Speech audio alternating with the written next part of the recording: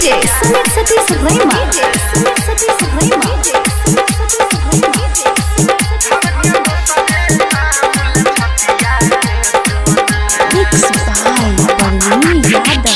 मारलक वैसन मतिया धर के दोसरे नाम लछतिया गे सोना।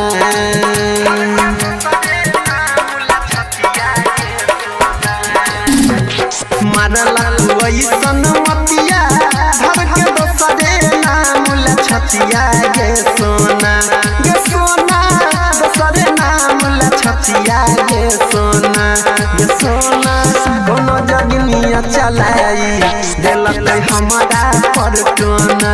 गे सोना कोनो जोगिनिया चलाई रे देलक हमारा परटोना।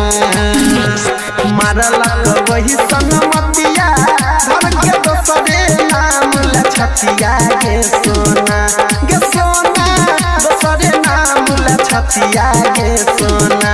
गे सोना कोनो जोगिनिया चलाई देलक हमारा परटोना। गे सोना कोनो जोगिनिया चलाई देलक हमारा परटोना। अभी आप सुन रहे हैं तेनवारी से माँ दुर्गा म्यूजिक की प्रस्तुति। DJ Sumit Satish Verma. Mix by DJ Praveen Kariyot Bazaar. Presented by White Films। केकरा नजर में गरल हमर तोहर प्यार गे। सातो जन्म के सपना भेल बेकार गे। केकरा नजर में गरल हमर तोहर प्यार गे। सातो जन्म के सपना भेल बेकार गे।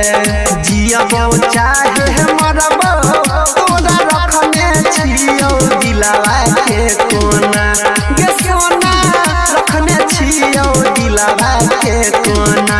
गे सोना कोनो जोगिनिया चलाई देलक हमारा परटोना। गे सोना कोनो जोगिनिया चलाई देलक हमारा परटोना।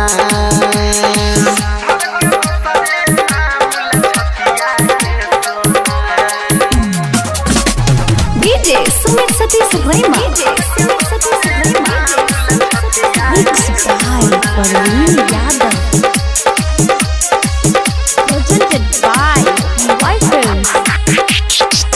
काहे ना सोहैल सनहिया काश परवाना के।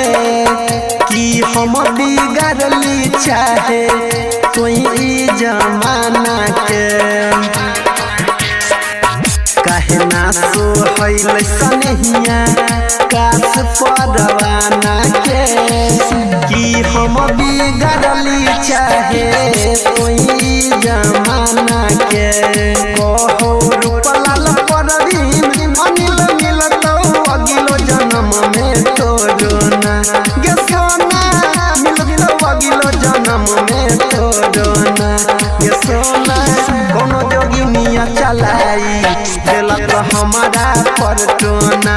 गे सोना कोनो जोगिनिया चलाई देलक हमारा परटोना।